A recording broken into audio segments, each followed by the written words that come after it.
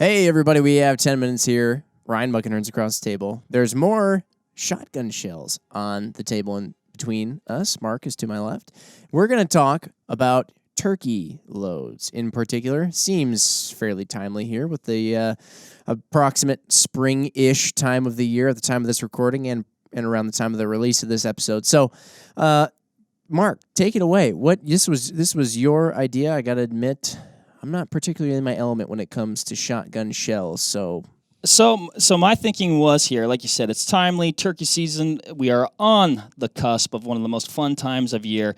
We did that podcast on shot shells in general, yes. And I thought maybe let's boil it down. Let's talk about turkey shells in a silo. What makes a turkey shell and optimal for that application? And I've got a couple examples here that I've used over the years, kind of my evolution of shells that I've used over time and my things that I've found success with and something that I'm hoping to find some success with here in the near future. So kind of going back and in that full-length shotgun shell episode, we talk a bit about all the numbers and whatnot that goes into choosing your shotgun shells for the application you need. Now, explain what makes turkey shells.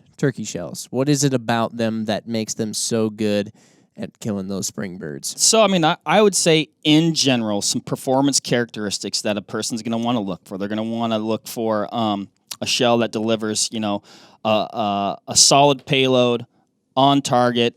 The choke in your shotgun is going to help out with that and dictate that. I certainly would recommend having a minimum of a full choke, and then ideally a turkey choke. That's going to and they literally just call it a turkey choke. Yeah, extra full turkey choke. You'll see double extra full turkey chokes. That's a tough one for me today. I've used fulls, extra fulls, and extra fulls, and I've kind of settled on the extra full. That's kind of where I've found success. And Ryan, I think you might have. I'd be curious to know what your thoughts are on that. There's a lot of different ways to approach that, and I think it really does depend on the shot that you're shooting. And so I'm going to liquefy this and tell you I've spent too much money patterning turkey guns just for the sport of it. If you're shooting conventional lead in a conventional wad, a fuller choke will generally yield better results to a point where you get too full and all of a sudden you blow your pattern. We talked about that on the shotgun podcast. Yeah. It has been my experience generally that the conventional lead will do better out of a full X-full style choke. When you start getting into the bimetal blends or the quote non-tox shot, or you get into unconventional wad technology, which we touched on a little bit with like Hornady's wad and Federal's Flight Stopper wad, then you have to kind of step back from that full, extra full and go into something else. Or if you're going to use a wad stopper choke, that'll be a whole nother realm of conversation to have. Check out the shot shell brand that you're looking at, or the makeup or construction, and then start with what choke they recommend for it. But for the most part, lead-based shot or conventional shot in conventional wads, heavier chokes work better. Mm-hmm. Yeah. Mm-hmm. And when it comes to turkeys, now, pardon me if this is just obvious, but it wasn't at first. I know when I started thinking about turkey hunting, you don't want a big pattern. No. So obviously we're talking about full chokes, we're talking about turkey chokes, which are fuller than full, right? And the idea is that you want this nice tight group. You're shooting almost like a baseball of shot. Yep. Mm-hmm. And why is that? It does it have to do with what you're aiming for in a turkey or the characteristics of a turkey? Yes, Both. all those things. Turkeys are tough. They are tough. You don't want to body shoot them. No. I swear those feathers and wings are almost like armor in some instances. You're aiming for the head. I generally aim for the wattle type area to give me that little bit of margin of air. I also find when I'm shooting at a bird that's maybe a little bit further out, it gives me a reference point to be able to see part of that the top of its head. Yeah. So I know that bead or whatever or my dot is on target, whatever kind of style of sighting system that you're using. You can get shots at more extreme distances. Shots at 40 yards are not uncommon with some of these, heavy shot, bimetal blends, Ryan, is you can definitely reach out and shoot birds at a pretty far distance. I mean, not where you would think you would shoot a turkey. There are people out there that talk about 70-yard birds. right. And I've seen it done. It's not with conventional lead shot, or at least not regularly. Or, Right. Or as, I mean, I'm sure you could kill a turkey at 70 yards with a loaded number 4 copper plate. Anytime you lead. start talking about what distance can you kill something Yeah, with it X, gets super slippery. There's so Yep. hence the little bit of pause there. Yeah. But how about going into now these particular loads that are on the table, Mark? What is it? What is it about them that makes them different from, I don't know, waterfowl load or whatever? The shotgun shell aisles are chock full of stuff. Now It's got a turkey got on a the turkey box. on the box, Jim. Yeah, I know. I knew you were going to go with that. What is it about it? What are these numbers saying? That one looks a little bit different. Interesting. and I'd lean on Ryan to know Okay. the I guess the So when turkey loads, or at least when I was first introduced to them, I really think what they was overloaded pheasant loads or upland loads. okay. So generally, like in a 2 3/4 or 3-inch 12-gauge shell with a payload of number 5s or 6s, you're seeing shot weights ranging between 1 1/4 and 1 5/8. With the same in a turkey load, we're generally getting closer to 1 7/8 to 2 1/4 ounces. Yep. So the amount of shot in the shell is considerably higher with that. And Winchester Supreme, this is the black shell that I'm holding up for those watching here. Like this at the time was the Cadillac shell. When I started turkey hunting, so this would probably have been about 98, perhaps. Like you Years said, ago or like 1998. Oh, okay. Which might be about 98 years ago, Jim, in dog years. You're right, Ryan. I mean, that was the answer. That was the only shell anybody who was turkey hunting was using. High velocity, heavy payload. This is 1 3/4 number 5s. So a comparable, quote, pheasant load, if you will, would have been probably 1 5/8, 1 1/2, even 1 1/4. The velocity was going to go up a little bit, but this was the thing. The construction of the Supreme shells was much better than that of than the upland shells or the trap shells, even duck loads. If you look at the end of the crimp, this is what we call it now. Compared to these other ones here, it actually looks fairly crude, but at the time, this was absolutely the elite level shell. It's closed. Like rain's not going to affect it. The crimp was very intentional. The way they did it, the hole was ribbed for a reason. And the metal construction on the case head, there's a lot of attention to detail put into that. I think the really special part about Winchester Supremes was their shot quality. And this is really often overlooked because people see the case on the outside and they think, that's nice. But it's what's inside that matters a lot more in 99% of circumstances. Just like with people. Yeah. If you split open a Supreme, and we'd have to step back in time to when this was the thing on the scene. When you split open the Supreme and you held the pellets in your hand, they were concentric, they were round, they were evenly plated, they were good-looking pellets. They looked like little tiny copper ball bearings. When I have recovered them from birds, you get a couple flyers that maybe hit towards the top of the breast or something like that. They do look nice. Yeah. I hadn't thought about that before, but I've definitely examined them, kind of post-mortem, if you will. And very, very concentric, very, very symmetrical. And so when we're trying to get good patterns, we're doing it with concentric shot. We're doing it with good buffering around the shot, which generally was like a polymer, almost a dust that's around the shot to keep it from crushing other shot in there. You can see it in the... Is it like this stuff at that's the top of this that's one? called What is buffer. this, the TSS? Yep, that's called buffer. I thought, okay, that's not the shot inside. Right. And that's what made the Supremes fantastic. They were expensive at the time. I think they were in 10 packs. Yeah. So not 5 packs like the TSSs and some of the heavy shots are, but 10 packs. Which even at the time, you're like, I only get 10? Yeah. And at the time, they were like a $15 to an $18 box of shells for 10. So $1.80, we'll call it $2 a pull. That was a lot of money for a shotgun shell in 1998. That's nothing compared to nowadays. That's a bargain.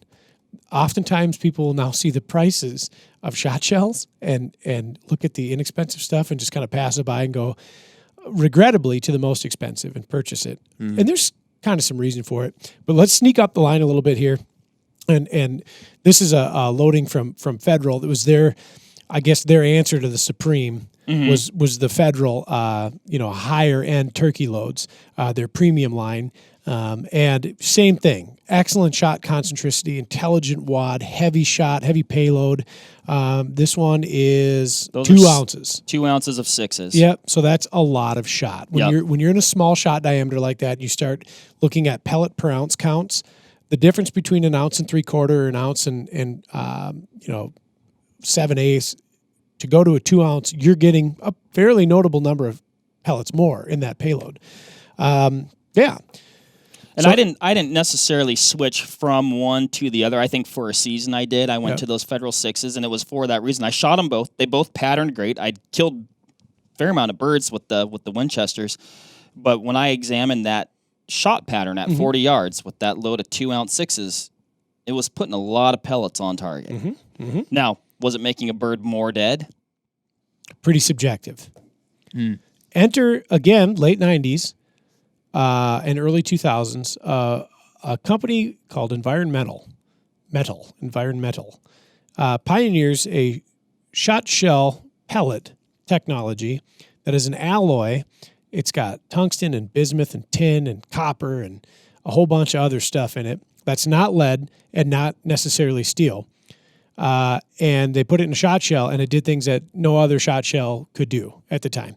And in fact, when people talked about what heavy shot could do, it was mythical. It was like what the 6.5 Creedmoor became when it got mainstream.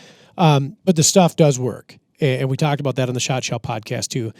Here was a quantum leap in shell technology and pellet technology, and it did make a difference downrange. It did. It patterned, in my opinion, better, and it killed way better.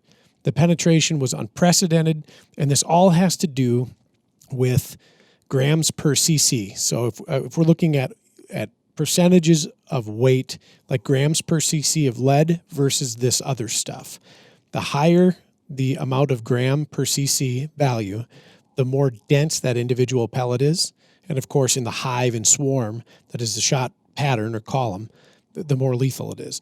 Higher density means better penetration, means better opportunity to break bones, just like we would think about when we're looking at rifle projectiles. This stuff was a quantum leap over lead, which was the gold standard for a long time. We kind of regressed when we went to steel shot because steel is lighter than lead and it was harder to manufacture, and so we lost some lethality. This stuff came out, and it was like, holy buckets. It was untouchable.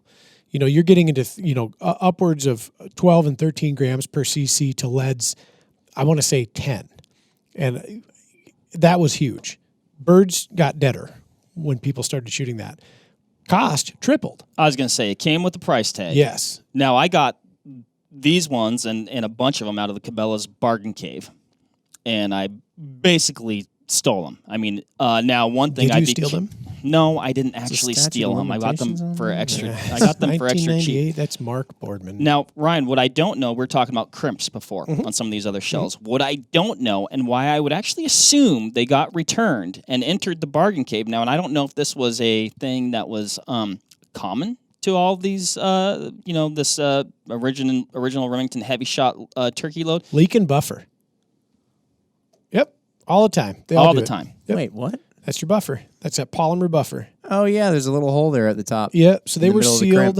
They were sealed with what appeared to be wax or hot glue. Yeah, it does look like that. And when it came off, then you leaked buffer, and that was Nobody common. likes leaking buffer. Yep. So the other thing I'd say though, right, wrong, or otherwise, like I said, I bought a pile of these things. I'm still killing turkeys with it. I'm almost to a point where I probably need to just save a couple because they don't exist anymore. Correct. Probably should have saved the boxes. But it hasn't hampered performance that I can tell. Probably does a little, but you'd have to lose a lot of buffer. Yeah. Interesting. Yes. So that's my thoughts on that. How about number 4 on the table here? Is this like the new kid on the block, or is this? This thing looks supreme. In It's got a terms, little neat, Says it's not right even on a it, crimp. probably. in terms of, I guess, relatable parallels, this would have been the difference of, I don't know, an LED bulb versus a lit torch. But truly, this stuff is magical. This is the new TSS load, which I've now noticed that it has a small tape measure on it, so you can measure the spur length. I just noticed that as well. That's fantastic. My goodness. Yep, that's some clever stuff right there. Kudos to the folks over at Federal and Anoka. Yeah, so all stops have been pulled out when making the shot shell. So we have, if you look at the crimp, especially on the mouth here, this is called a star crimp. This is a roll crimp, and this is a plastic card that goes over it. So you will forever eliminate this issue. Yeah, the leaking buffer. Correct. They're pretty much impervious to moisture. You can tell just by holding it that there's been a lot of attention to detail, making sure that the column, the hull of the shell, there's no ribs, or no, I shouldn't say ribs, but like bumps where the pellets are. Yeah. These are extremely well made shot shells. And the aesthetic component is important from a marketing standpoint, but it does have some merit when it comes to making a high performance load altogether. So it chambers in your gun well. And one thing too with shotgun patterning is how that crimp at the end of the shell opens, and how the initial, we'll call it start of the shot column moving out of the shell into the barrel. That's important too for maintaining good patterns with great density and no holes and things like that. Similar to like how it's really important your muzzle velocity and all the characteristics of your projectile at the muzzle. Yep, exactly. Same thing. It affects everything else. Correct. So like that's the start of a good pattern is right there. So if you were to cut these open and you were to look at that pellet weight in grams per cc, this is the highest that you can get. Tungsten Super Shot is just crazy. And again, tungsten alloy. So if you're familiar with tungsten, it's a very, very, very heavy metal. It's a very expensive metal. It's difficult to produce, and machine. We're not machining it in this case, but form into shot and do all that stuff with. So when you put it in a shotgun, it makes for a crazy effective hunting tool. One thing I've noticed is the shot size changes. We talked about this in the Shotgun podcast. I was just about to bring that up. Smaller shot sizes, which terrify me only because I'm ignorant to the use. I've not shot a turkey with TSS. I really can't speak to it yet, other than the reports that I've gotten in the field. That's a small shot size. I'm a number 5 guy. Right. I like the retained energy due to pellet weight at distance and the ability to, and this sounds kind of morbid, but like crack open a turkey's head with that heavy weight. Well, their answer to this is going with a smaller diameter shot with a higher weight. Yes. For better penetration. More dense. Yes. Is that why you can use, don't they make 410 versions of these? So that's why they say you can effectively dispatch turkey with a 410. And they're saying at 12 gauge distances, which is just nuts. It's just crazy. Nuts. It is nuts. It's kind of defying everything. It's everything we know. It's a mind blow. So it is a remarkable system, and it's a heck of a time to be alive in shotgun shell technology, I guess, because it's really it's a different approach, and it seems to be working extraordinarily well. Yeah, like you said, Ryan, I've used all these. I've patterned all these. They pattern great out of my shotgun. Maybe I'm just getting lucky. I haven't shot these yet. I'm really curious to do so. Like you said, from folks that I know that they have nothing but glowing reviews, and I'm anxious to give them a try. Yep.